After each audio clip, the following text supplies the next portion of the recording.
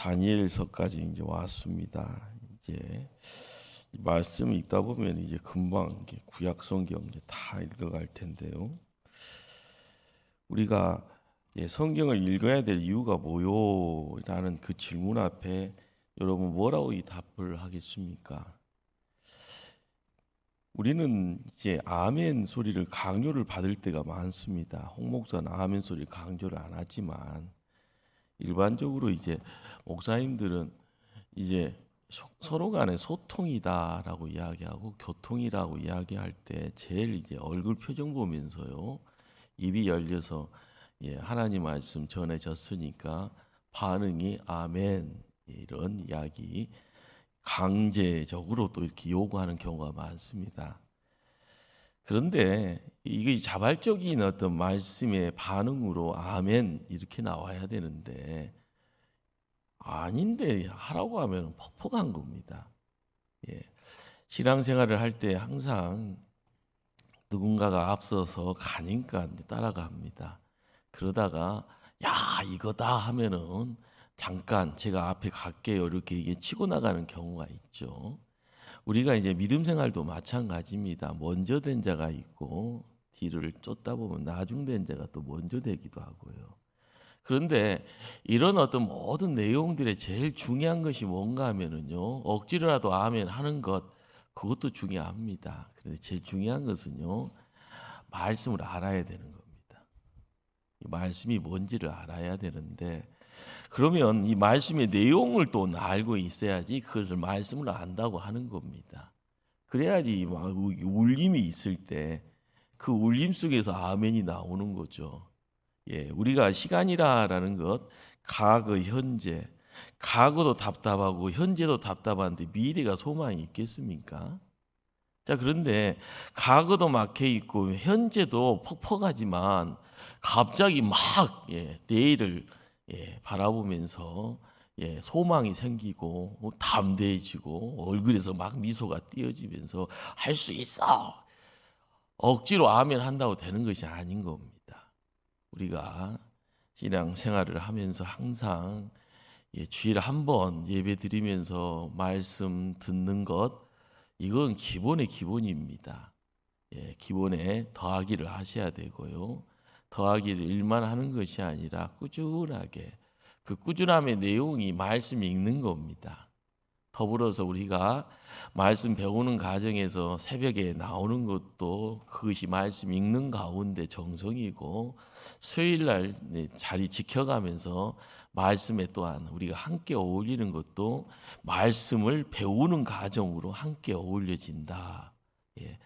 우리는 듣는다라고 할 때요, 듣는 겁니다. 자, 그 다음에 성경을 본다라고 할 때 보여짐의 내용들. 보는 것이 먼저일까요? 듣는 것이 먼저일까요? 히브리인들의 사고는요, 듣는 것이 먼저요. 그 다음에 보는 단계로 넘어갔습니다.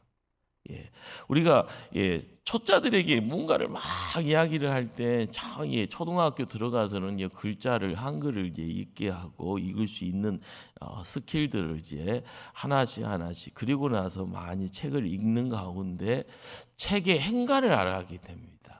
아, 이것이 이 느낌이구나. 이런 내용을 담고 있구나. 이걸 통해서 뭐 가구나.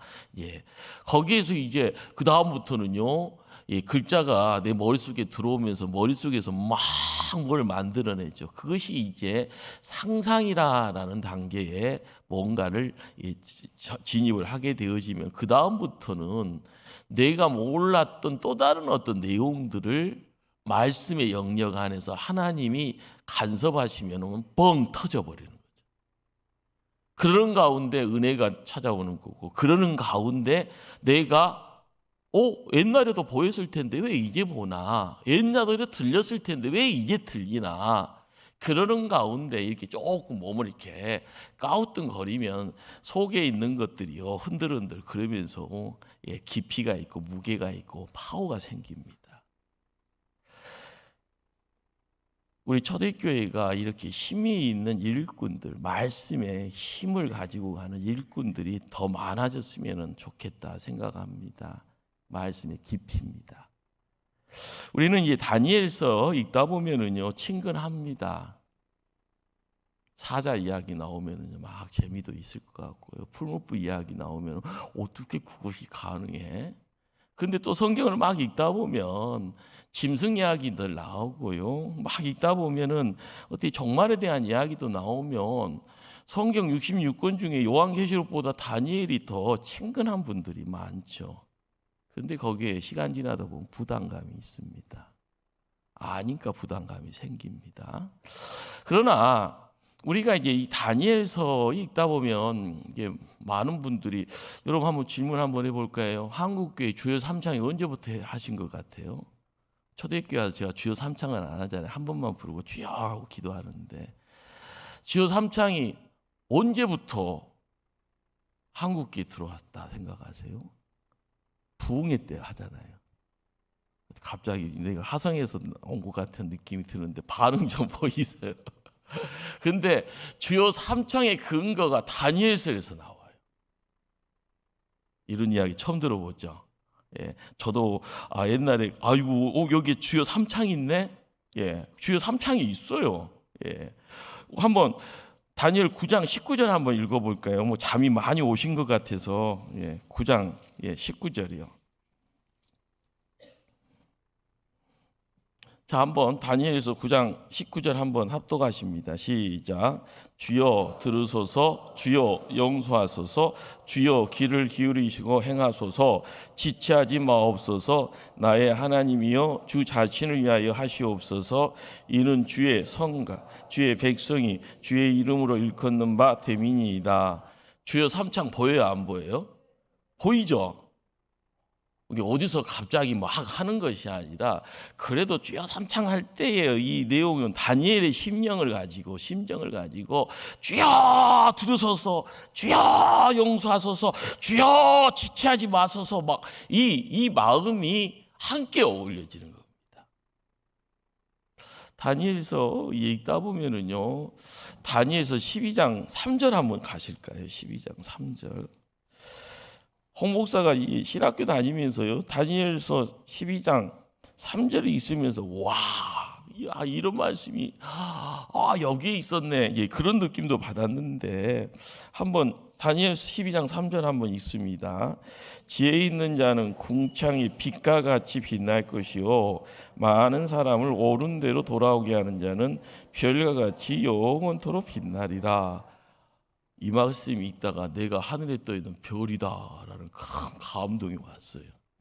여러분들도 이제 말씀을 읽다가 말씀을 통하여서 전해지는 그런 희열과 감동, 기쁨 이런 어떤 느낌들을요 어느 한 구절만 찾아가는 것이 아니라 통으로 한번 읽어가는 가운데 이 말씀이 나한테 이 말씀이 어떨 때는 너무 힘들었을 때 이 말씀을 통해서 갑자기 뭐 이렇게 비타 백을 먹은 것보다 더 센 어떤 힘이 생기는 그런 어떤 모습들 함께 있으면 좋겠다 생각이 됩니다.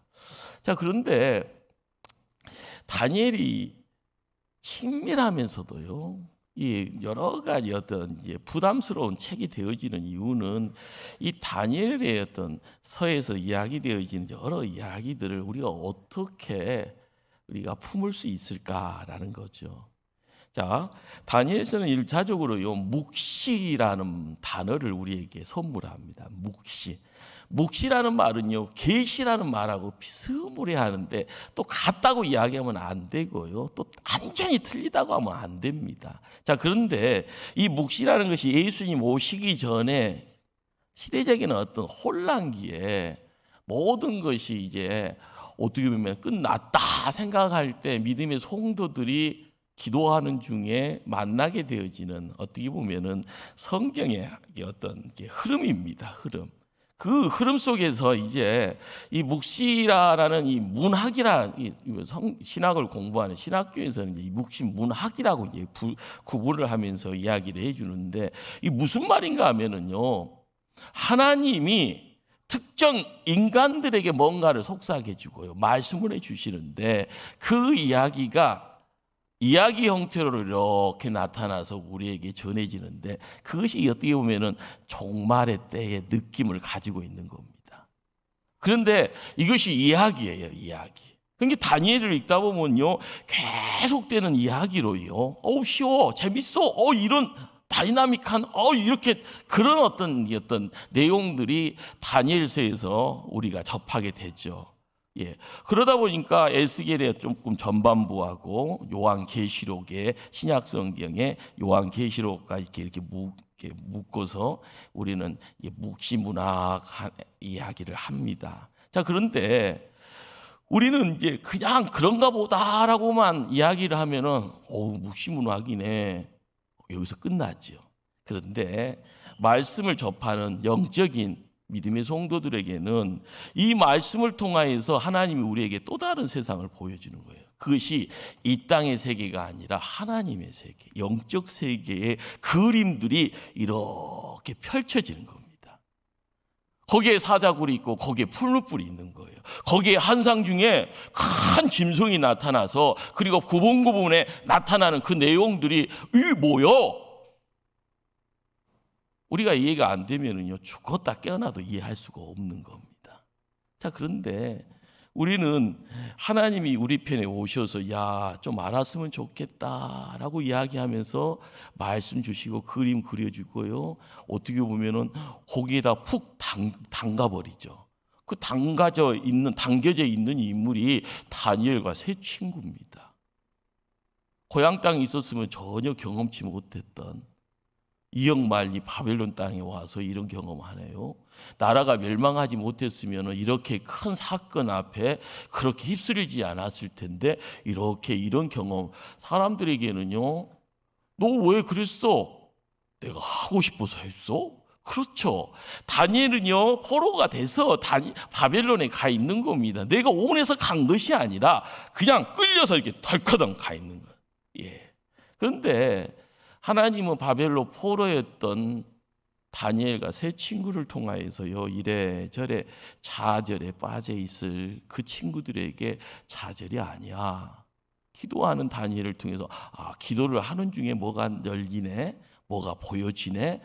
그 자리에 내가 총리라 하는 자리를 창세기 요셉처럼 그 자리를 지킵니다. 정권이 바뀌고 나라가 바뀌어도요, 그 자리를 지켜요. 나이 80대도 은퇴하셔가 아니라 당신이 필요하니까 와서 총리를 하세요.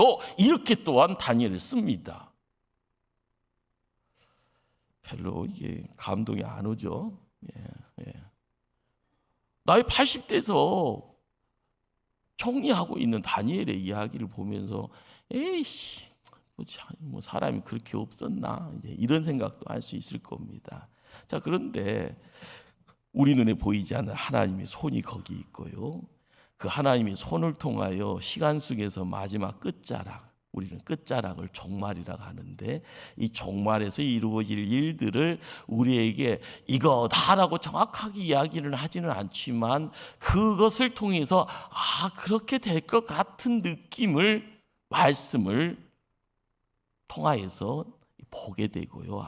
그럴 수도 있겠다. 그래서요, 믿음이라는 조금 부족한 내용 가지고 그 종말의 시간대를 바라보면서 걸음 옮겨갈 수 있는.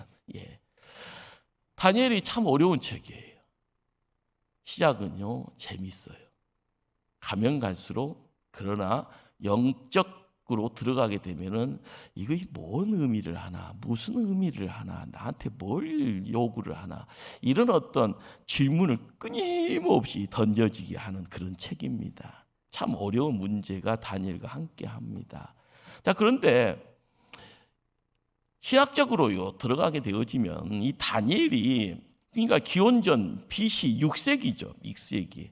바벨론 시대에 살았던 사람인데 거기서 나오는 사건들이나 환상이나 예언들이나 해석되어지는 말이요, 400년 후의 사건까지 이야기하고 있다라는 거예요. 공부 많이 하는 사람들이 이것까지 쫓아가니까 참 퍽퍽하죠. 그런데 거기에는요, 바벨론 제국이 끝나고요, 페르시아 제국이 등장하고 그리스 제국이 등장하고 로마 제국이 등장하고 나서 예수님이 짠하고 나타납니다. 우리는 이 종말이라는 그 어떤 시점이 멀리 가면 눈앞에 있는 것 같고, 이게 가까이 가면 눈앞에 있는 것 같고, 멀리 하면 1000년, 2000년. 그래서 천년왕국의 이야기들을요 너무 가깝게 이야기하고 너무 쉽게 말합니다. 천년왕국, 천년왕국 끊임없이 이야기하니까 꼭 옆집에 있는 것 같아. 그런데 천년왕국이라는 이 단어가 이야기하고 있는 어떤 숨겨져 있는 의미는요, 그냥 말 하나로 가지고 이야기가 안 됩니다.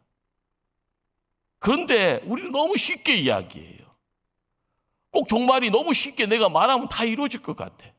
모월모시에 짠하면 우리는 다 끝날 것 같아. 모월모시에 짠하고 끝났는데 나는 그냥 어디 가 있는 것 같아. 14만 4천 명 딱 돼갖고. 그러면 얼마나 좋겠어요. 아닙니다. 그것이. 그러기에 우리가 이게 다니엘이라는 이 단어, 이 이름의 어떤 뜻, 하나님이 심판하신다라는 뜻이 다니엘이라는 이름 속에 있는 의미입니다. 자, 하나님이 심판하신다. 다니엘, 하나님이 심판하신다. 우리는 이 단어, 그게 이름의 뜻을 머릿속에 담고 가면서요, 남유다가 멸망했대. 하나님 심판했네. 다니엘이요 바벨론으로 옮겨져 갑니다. 그리고 나서 하나님의 종이 되어서요 문제가 있을 때마다 짠 하고요 다니엘이 부름받고 나갑니다. 문제 해결을 해요. 그 엄청난 큰 나라에 무수하게 잘난 척하는 사람들이 수만 명이 있어도 한 사람도 사람 머릿속에 든 것을 끄집어낼 수가 없어요. 그런데 다니엘이 제가 한번 해결해 볼랍니다. 그리고 나서 하나님 앞에 기도했더니 하나님이 한상을 득커덩 쫙 파노라마식으로 다 보여주고요. 그 의미까지 쫙 하나님의 소리를 듣고 바벨론 황제 앞에 다 이야기하죠. 우리는 거기에서 여러 가지 동전의 양면에 대한 부분들을 살펴야 되고요. 그 양면에 대한 이야기가 우리 때 웃을 때는 웃지만 슬플 때가 있잖아요. 우리가 잘 나갈 때도 있지만 어느 한 시점에는 주저앉아 있어야 될 때가 있잖아요. 내가 자녀를 품고 있을 때는요 뭐든지 다 될 것 같은데 어느 시점에는요 애물단지 돼 있어갖고는 이 자녀를 어떻게 할까요? 할 때 항상 어둠이 있으면 밝음이 있고 밝음이 있으면 어둠이 있는 것을 보게 됩니다. 우리가 믿음이다라는 세계로 초청을 받고 들어갈 때 항상 우리에게요 원하는 대로 다 주시면 얼마나 좋겠어요. 떡 먹고 싶으면 떡이에요. 피자 먹고 싶으면 피자예요.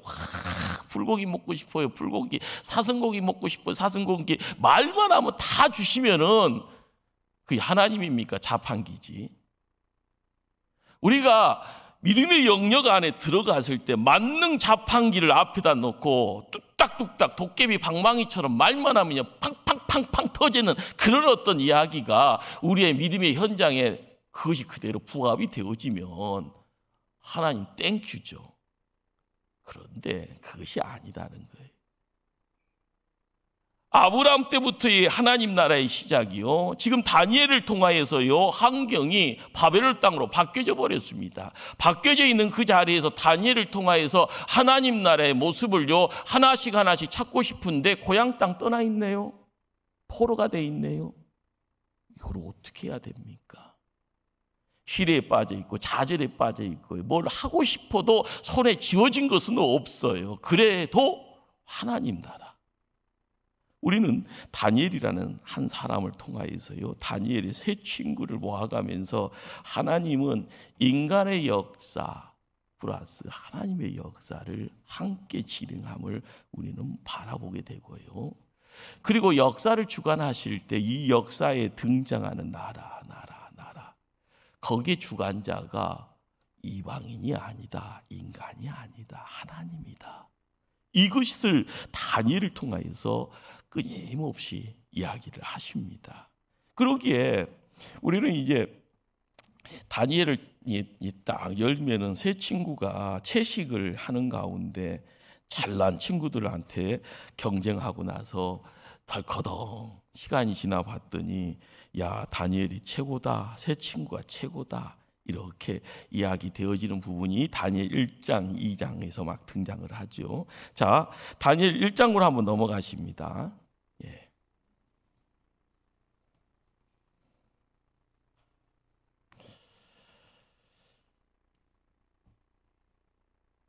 1장 1절을 한번 읽습니다. 합독합니다. 유다 왕 요야김이 다스린 지 3년이 되던 해 바벨론 왕 느부갓네살이 예루살렘에 이르러 성을 에워쌌더니, 여기에서 이제 우리가 대략적으로 이 시대가 BC 605년 정도가 된다. 그리고 남유다의 멸망이 585년 정도가 된다. 그러니까 어느 정도 시점의 차이가 있습니다. 자, 그 시점의 차이에 요야김 3년이라는 것은 멸망을 뭐 그래도 조금 넉넉하게, 그렇지만 하락 국면에 나라 꼴이 말이 아니고요. 사람 민심이다라는 것이 참 어려운 그런 상황 속에 이게 1차적으로 포로가 되어서 끌려가는 어떤 다니엘과 그리고 이스라엘 백성들이 이제 거기 있다. 거기에 이제 총명한 사람들만 모아서 어떻게 보면은 특별 교육 기관에다가 집어넣는데, 이유는요, 남유다를, 이스라엘 백성을 위한 것이 아니라 바벨론이라는 큰 나라를 유지하기 위한, 어떻게 보면 소모품으로, 어떻게 보면은 지배 국가, 포로되어지는 그런 나라에 잘난 사람들, 총명한 사람들, 타고난 사람들을 어린 나이에 딱 세워서 교육시키는, 거기에 이제 우리는 이제 믿음의 어떤 하나님과의 관계, 이 부분을 다시 한번 생각을 해봐야 되고요. 거기에 이제 어려운 중에 포로 가운데, 환난 가운데, 박해 가운데 있는 믿음의 사람들은 어떻게 처신하는 것이 답인고라고 이야기할 때, 다니엘을 읽다 보면 다니엘의 어떤 마음의 환경에 근처까지 가게 되어지면 나도 그렇게 하면 되겠구나. 그때 하나님 만나면은 하나님과 이렇게 거닐 때 다니엘이 품게 되어지는 어떤 복의 자리도 우리가 함께 어울려 갈 수가 있을 겁니다. 그러다 보니까 바벨론의 어떤 포로 되어지는 이들이 나중에는요, 열방으로 흩어지는 디아스폴라의 시작이 여기에 있습니다. 그리고 거기에 이제 유대인들이 전 세계로 흩어지는 그런 자리에 1차적으로 바벨론 제국을 통하여서 나중에는 포로 기한이라는 이름 속에서 고향 땅 가는 사람이 있지만 대다수가 안 간다라는 것이 팩트입니다. 거기에 이제 흩어져 있는 이스라엘 백성이 전 세계로 이제 흩어지게 되어질 때, 우리는 세상 나라는요, 눈에 보여졌다, 눈에 안 보여졌다 하지만 우리가 알아야 될 하나님 나라는 눈에 보여지는 것만 다가 아니다.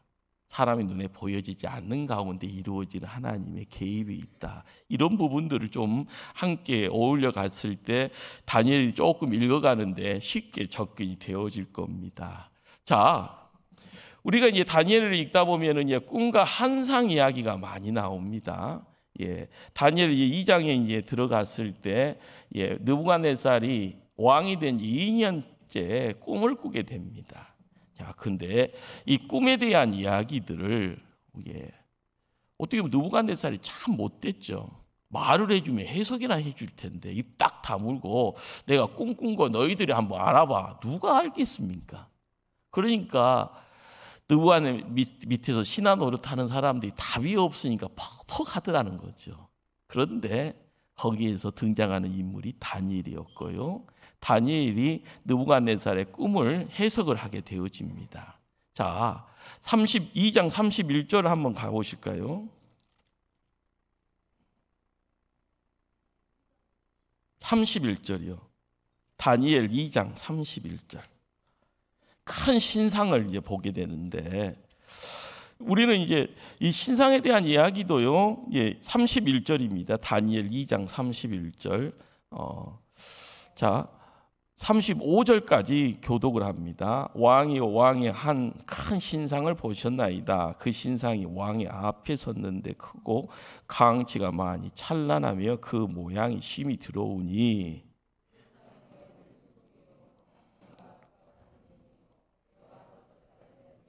그 종아리는 새요, 그 발은 얼마는 새요, 얼마는 진흙이었나이다.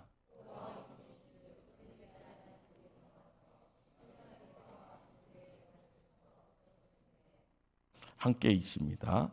그때에 새와 진흙과 녹과 은과 금이 다 부서져 여름 타작 마당에 겨같이 되어 바람이 불러 간 곳이 없었고 우상을 친 돌은 태산을 이루어 온 세계에 가득하였나이다. 예. 우리는 여기서 이제 여러 가지 것을 이제 볼 수가 있죠. 이제 이 금은 어떻게 보면 느부갓네살을 이야기하고요, 바벨론이 금이다 이야기할 수가 있습니다. 자, 가슴과 팔은 은이다. 바로 이제 바벨론 뒤에 오는 나라가 이제 페르시아 제국입니다. 예, 배와 넓적다리는 노시다. 은거보다 조금 노릇한 나라는요, 나중에 이제 알렉산더 대왕 이야기가 나오는 이제 그리스 제국을 이제 이야기하죠. 그 다음은 종아리는 철과 진흙은 쇠와 같이 단단하였다. 쇠와 진흙이 섞이지 않은 것처럼 여러 민족의 왕들이 등장을 하고 나서 알렉산더 대왕이 갑작스럽게 젊은 나이 30대에 죽잖아요. 객사했다고 하잖아요. 그때 이제 나라들이 다 이제 쪼개집니다. 그 쪼개지는 그런 어떤 이야기들이 한상 중에 보였다라는 것이 큰 이견이 없어요. 예, 와, 그렇구나라는 것. 그런데 여기서 이제 34절 말씀이에요. 왕이 보신즉 손대지 아니한 돌이 나와서, 여기서 손대지 아니한 돌이라라는 것이 뭔가 하나님이다라는 거, 하나님의 손이다. 예. 우리는 이 역사의 주관자가 누구요라고 이야기하면은요, 이런 것이 눈에 보여야만 하나님이 역사의 주관자죠, 이 이야기를 말씀을 통하여서 확신을 가지고 이야기를 합니다. 서당계 3년이니까 그렇다고 들었어요라고 이야기를 하면은요, 그냥 바람 불면은요 그냥 다 흩어져 버리는 내용이에요.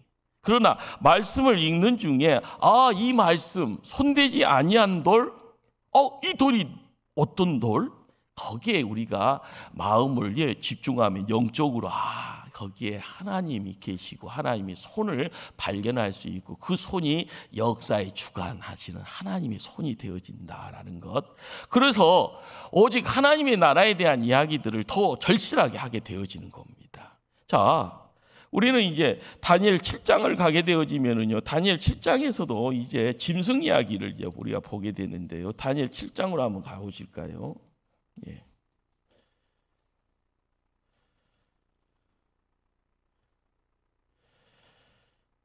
다니엘 7장이요. 예.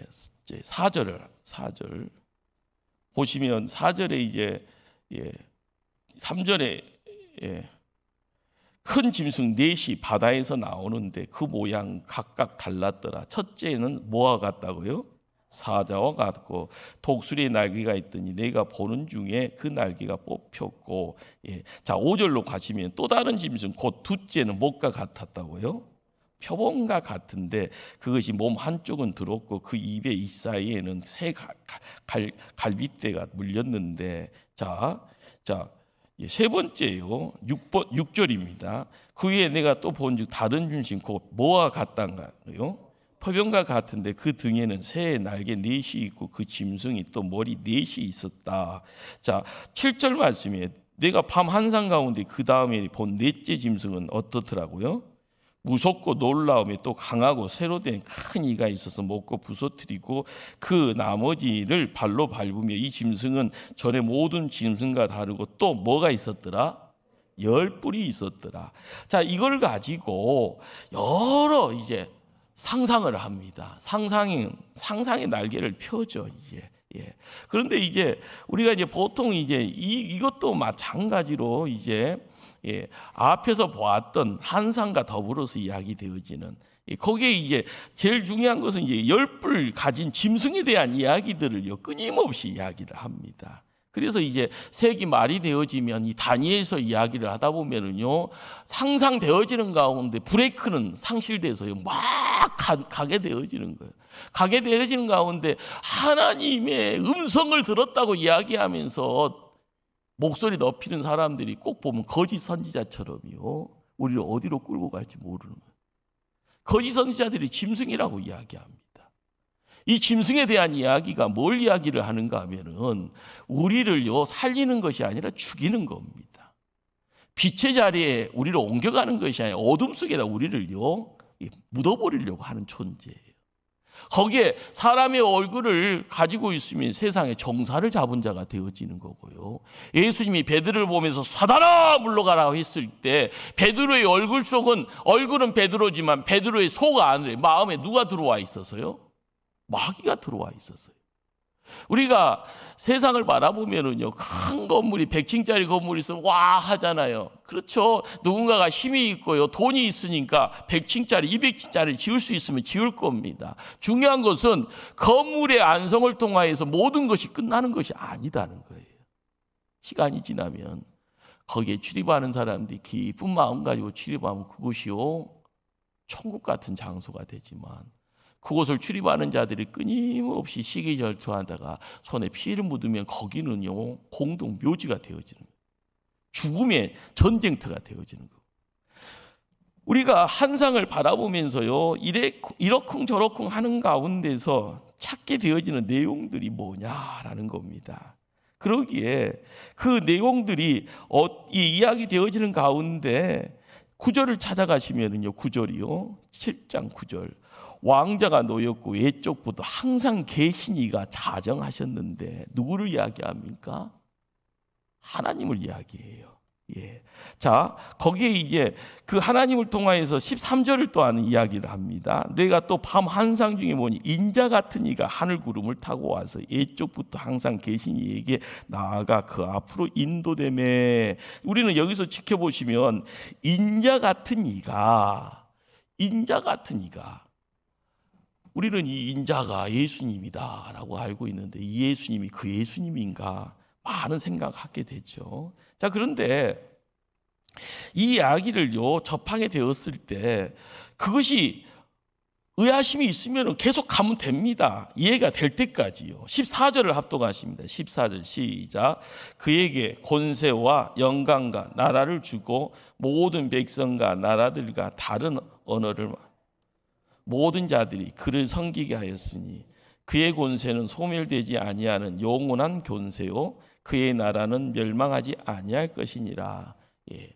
이 말씀을 접하게 되면 성부 하나님, 성자 하나님, 성령 하나님에 대한 부분에 또한 흔적을 접하게 되고요. 이 말씀을 계속 보다 보면 요한계시록의 내용과고 왜 이렇게 똑같나라는 그런 이야기를요 생각을 하게 됩니다. 중요한 것은 바로 우리가 믿음 생활을 하면서 우리의 믿음의 근거가 어디에 있는가, 나를 세우시는 분이 누군가, 내가 세상에 비싼 것 먹고 몸에 좋은 것만 먹어도 다 되는 것 같다 생각이 되어지지만 하나님의 양식 먹지 아니하면 우리는 허상입니다. 때가 되어지면 큰 바람 불어오면 어디로 휩쓸려 갈지 모르는 겁니다. 중요한 것은 하나님의 말씀이 나를 기초 잡아지고 내가 말씀의 반석에 세워지지 아니하면 어떤 상황 속에서도 나를 세우지 못하고 나를 지키지 못하고 내 안에 내 자녀들의 인생을 축복하면서 믿음의 울타리 지켜가지 못하는 겁니다. 그냥 대충 알면 되겠거니 아닙니다. 우리가 알아야 될 부분들이 뭔가. 다니엘 8장에서도요 순양과 순염소의 이야기가 나오죠. 자, 다니엘 9장에서는요 다리오 왕에 대한 이야기가 나옵니다. 그런데 여기에서 에레미야가 이야기하는 바벨론의 포로의 70년에 대한 이야기가 나와요. 하나님이 70년을 정하셨다라는 거. 그러니까 매를 맞기 전에 선생님이 학생한테 너 잘못했지? 몇 대 맞을 거야? 한 대 맞을 거예요. 아니, 한 대 아니야. 2대 맞을 거예요. 너 그거밖에 안 해서 한 3대 맞을 거예요. 알아서 긴다고 그러잖아요. 예. 근데 이스라엘 백성이 바벨론에 포로 되어져 가는 것은 잘나서가 아닙니다. 잘못했으니까요. 죄 지었으니까, 우상 숭배했으니까, 하나님께 예배드리는 주일 성수를 하지 못했으니까, 하나님 백성으로서의 빛을 발하지 못했으니까, 그래서 이스라엘 백성을 어디로요? 바벨론으로 옮겨간 거예요. 그리고 나서 거기에서 출애굽 이후에 강야의 훈련처럼 바벨론의 환경 속에서 하나님 찾게 한 거예요. 우리가 이것이 정해져 있는 어떤 시안에 대한 부분들이 하나님의 계획 가운데 일어났다라는 것이기에 다니엘 9장에 바로 주여 3창이 나오는 겁니다. 주여 들으소서, 주여 용서하소서. 주여 지체하지 마옵소서. 우리가 다니엘 9장 19절 주여 삼창만이 이야기가 되어지는 것이 아니라 70년을 통하여서 하나님이 하나님 백성들에게 어떤 예전함의 내용들을 함께 묻었는가, 그 마음을 알아간 다니엘이 하나님 앞에 주여 주여 주여 부르짖었던 주여 삼창에 우리의 마음도 얹어야 될 줄 압니다. 10장에서는요 하늘의 전쟁에 대한 이야기들 한상을 우리는 보게 됩니다. 다니엘 10장 1절 한번 찾아갑니다. 합독하실까요? 바상 고레스 제3년에 베드사살이라 이름한 다니엘에게 나타났는데 그 일이 참되니 곧 큰 전쟁에 관한 것이라. 다니엘이 그 일을 분명히 알았고 그 한상을 깨달으니라. 바사 왕 고레스라고 그러잖아요. 나라가 바뀌어 버렸어요. 그런데도 정권의 가장 근접한 2인자의 자리, 총리의 자리를 지킵니다. 이때 다니엘의 나이가 80이 넘었을 것으로 이야기가 됩니다. 거기에 이제 어떻게 보면은 하늘의 큰 전쟁에 대한 이야기, 이제 이 이야기들을 우리는 이제 종말에 대한 이야기라고 이야기를 합니다. 자, 이 종말을 우리가 알아갈 때 항상 이제 깨달아야 될 것이 뭔가? 세상 것은요 영원하지 않는다는 거예요. 끝은 누가 맺어요? 사람이 하는 것이 아니고 하나님이 하는 겁니다. 그 날과 그 시는 누가 아는 거예요? 하나님만이 아는 거예요. 예수님도 사람들이 아무리 귀찮게 해도 나 몰라 이렇게 이야기하신 거예요. 그런데 이 시대는 알아라고 악쓰는 사람들이 사람입니까? 짐승입니까? 여러분 분별하셔야 됩니다. 그날과 그 시에 대한 이야기를 달콤하게 긴급하게 이야기하면서 꼭 그러잖아요. 사기꾼들이 자 5분 남았어 이야기를 하면서 이야기를 할 때 5분 남아도 그 별것도 없잖아요. 지나도 별것도 없고. 그런데 꼭 긴급성을 띠고 긴박하게 이야기하면서요 우리에게 손가락을 찍기 위해서 돈이 넘어가서 막 이야기 되어지는 다 사기성. 기독교 사기꾼들이 그렇게 많은 거예요. 이단들이 기독교 사기꾼들이에요. 우리가 여기에서 놓치지 말아야 될 것이 뭐냐라는 거예요. 그 소리에 현혹되면 된다 안 된다요? 안 됩니다. 요한계시록 가지고 떠들어도 거기에 말씀을 읽어가면서 우리가 분별할 수 있는 능력이 있지 아니하면은요 긴급하다가 하니까 죽는구나, 나는 괜찮은데 자식들이 죽는구나, 부모 마음이 이것을 건드려 놓잖아요. 그러니 같이 가자고 이야기하는 거예요. 우리가 말씀에 분별이 있지 아니하면 엄청 우리가 어떤 형태로든 간에 또 다른 어떤 어려움 자리에 놓이게 될 수밖에 없다라는 것. 그러기에 다니엘이 말하는 지혜가 뭔가라는 거예요. 다니엘이 말하는 지혜. 여러분들 한번 따라합니다. 다니엘이 말하는 지혜는 영적 세계의 질서를 아는 겁니다. 여러분들이 세상에서 아무리 10년, 20년, 30년 이야기 듣다 보면 전문가 소리는 듣습니다. 그러나 교회에 10년, 20년, 30년 아무리 말씀이 읽지 않고요 예배만 참석하면은 전문가 소리 못 듣어요. 하나님이 말씀하는 일꾼이라는 것은 어떤 사람이 일꾼인가? 영적 세상의 세계의 어떤 질서를 알아가는 것. 이것은요 조금 이제 흐리멍텅한 소리, 아이고 유식한 소리 같은데, 그러니까 다니엘의 말씀으로 들어가야 되는 거예요. 다니엘의 삶의 현장으로 들어가야 되는 거예요. 다니엘은 그 상황 속에서 뭘 어떻게 했는가, 거기에 맞춰서의 지혜가 뭔가 하나님이 가르쳐주고 하나님이 이끌어주시고 하나님이 말씀해주고 하나님이 막아주시는 겁니다.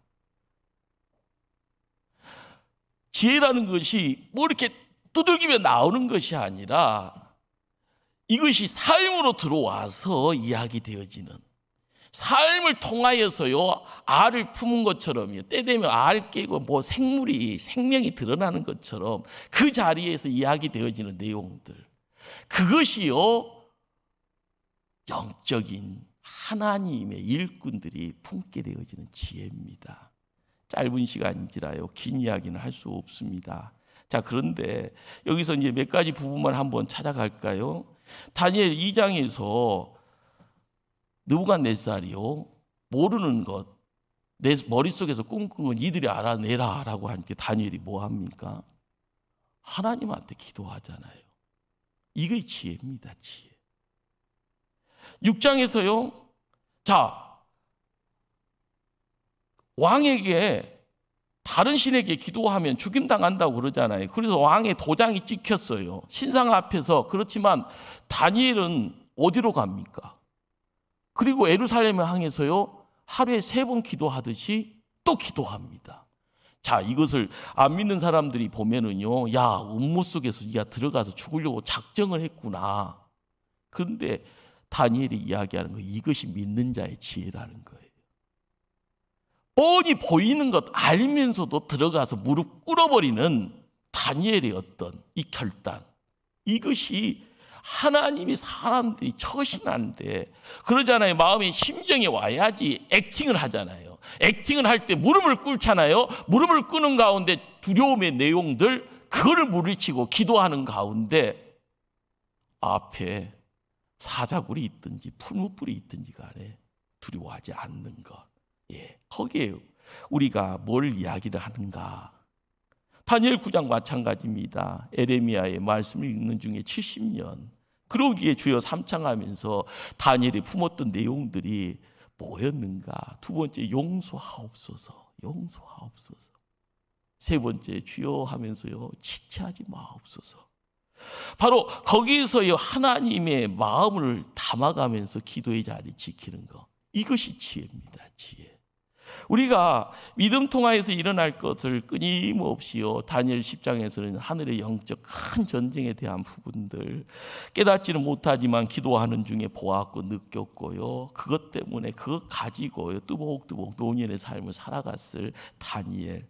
우리는 정말 하나님의 큰 빛 가운데 세움 받아야 될 줄 압니다. 그래서 정말 강하고 용맹이라는 것이 사자 앞에서 드러나는 것, 하나님이 세우니까 사자 앞에도 가는 거고요, 하나님이 지키시니까 풀밑불 가운데도 들어가는 겁니다. 우리 한번 읽었던 말씀 다시 한번 읽으면서 말씀 정리합니다. 12장 3절 말씀이요, 3절 말씀 함께 합독합니다. 지혜 있는 자는 궁창이 빛과 같이 빛날 것이요, 많은 사람을 옳은 대로 돌아오게 한 자는 별과 같이 영원토록 빛나리라. 아멘.